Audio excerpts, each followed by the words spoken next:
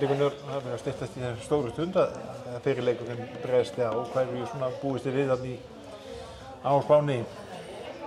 Við erum aðeins búin að kíkja á vídeó.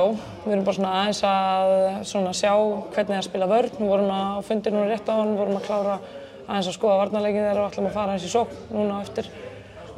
Við erum ekkert búin að vera, við byrjum bara núna í gær að undirbúa okkur. Við erum ekkert búin að vera með hausinn við þetta. Það er ekki fyrr en bara undanúrslitin voru búin sko. Þannig að nú erum við bara hægt og rólega bara að horfa á vídeó og bara aðeins að undirbúa okkur og það er oft erfitt að svona meta lið út frá bara vídeói og svona en þú veist, þetta er hörkulið og við vitum alveg að þetta eru bara mjög góða leikmenn sko. Þannig að já, þetta er svona pínu öðruvísi. Þær spila rosa framalega oft í vörn en þú veist, þetta er svolítið svona spænsku bolti, svona svipað á Malagar. Já, sem þið spiluðu við þessar úrslitum. Já.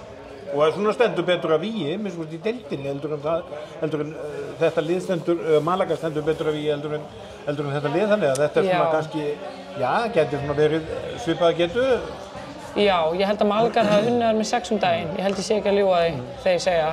Þetta eru held ég bara mjög svipuð lið sko og væntanlega með bara sína ólíku styrkleika og svona.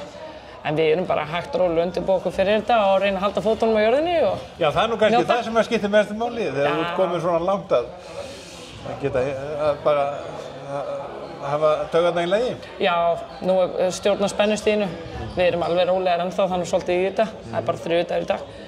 En jú, þetta verður bara gaman og jú, þetta kemur mikil spenningur í þetta þegar nær dregur en nú erum við búin að gera þetta í allan vetur og búið að ganga vel og við ættum nú að vera ágætlega sjóðari að halda spennustíðinu á réttu leveli og ég er full að trúi að liðið gera það.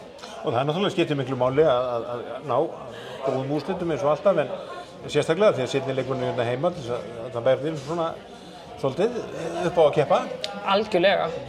Ég meina markmið okkar er að fara út og koma heim með 2 punkta og eins mikið í plús og við getum. Svo bara sjáum við til í lok leiks þar, skiljum við hvernig staðan verður og hvernig við tökum á því. Og það er ákveðin plús að hafa seinni leikinn hérna heima, þá er maður aðeins búin að spila mótið og getum farið yfir það sem við þurfum að gera betur og það sem við gerum vel og svona.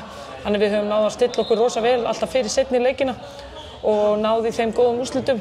En það skiptir rosalega miklu máli fyrir okkur að fara út og ná góðum úrslitum til þess að það verði alvöru dæmi hérna heima.